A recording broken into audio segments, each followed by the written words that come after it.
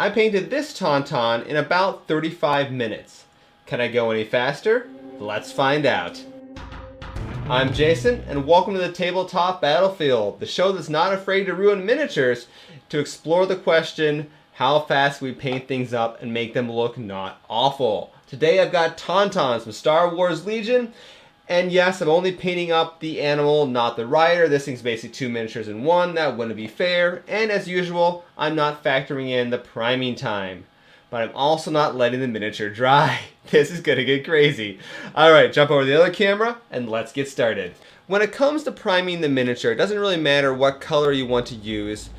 Probably a lighter one is better, but you want to choose the primer color that's gonna match the final paint job for the rider and not the animal.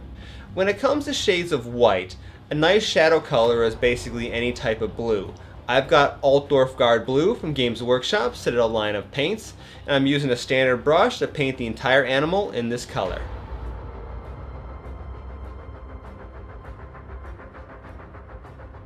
Now I don't want to waste any time waiting for the miniature to dry, therefore I've got a paper towel here that I'm dabbing all over the animal, kind of sop up the wet paint a little. I want this shadow color to sit in the recesses between the details of the hairs, therefore if it comes off the top of the miniature or off the top of the hairs, it's not really that big of a deal.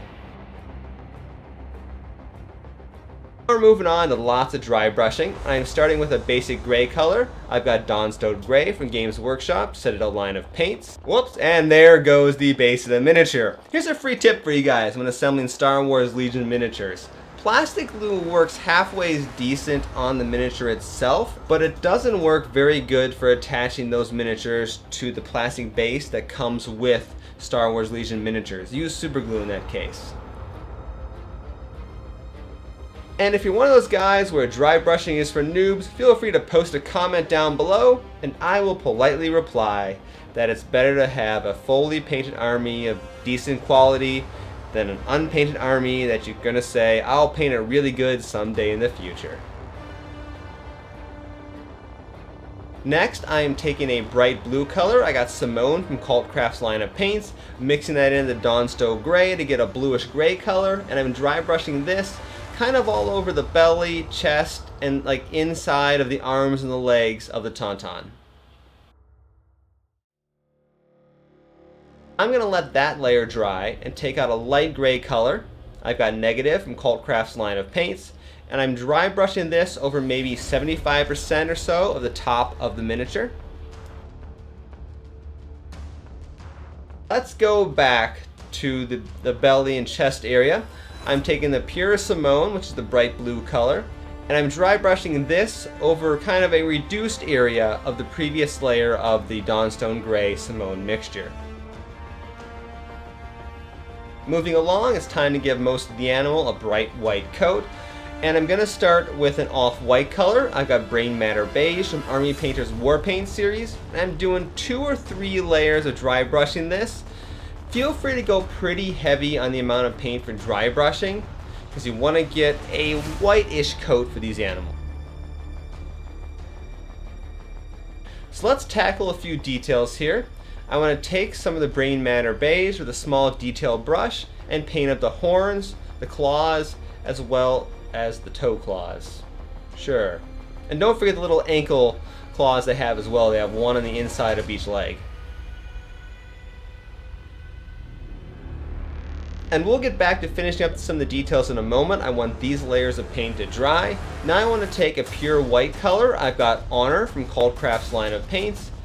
And using a small brush, like in this case I got my Artificer Layer Extra Small brush, I want to paint this over the kind of dry brushed off-white areas, but I want to try to carefully-ish for speed paint, trace some of the hairs and really make these areas of the miniature stand out compared to the previous layers below it. Next, we're going to paint the eye color. I'm going to choose orange for this particular TaunTaun. Why? I don't know. It looks kind of weird. That's my line of thinking, people. For the snout of the animal, there is a little bit of beige color to the skin slash hair in this area. So I took some Kislev Flesh from Games Workshop, Citadel line of paints, and I kind of dry brushed that over the snout area. finish things off, I took some brown wash. I got Seraphim Sepia from Games Workshop, set it a line of paints, and I went over all the horns, the teeth, and the claws, and the little ankle claws. And that's when I discovered that I kind of forgot to paint one of those originally. Had to fix that. And then I also went over the beige snout area as well. So officially my total comes to 2636, including trying to fix the one assembly issue with the base, only to have it break again. Anyway, but I took a few more moments after that to get the miniature fully back assembled, and also it turns out I got some wash on my hands, and then I kind of got it over some of the areas of the miniature. So there's a little bit of touch-up post at 26 minutes, but hey, you know, who's really counting? This is a game I made up, and it's my rules. So anyway, thank you guys all for watching. Let's take a look at the final miniature right here. And if you want to see me go ahead and try to speed paint other miniatures in ridiculously stupid fast ways, go ahead and put those suggestions down in the comments. And as always, I'm Jason. Thanks for watching, and have a great week.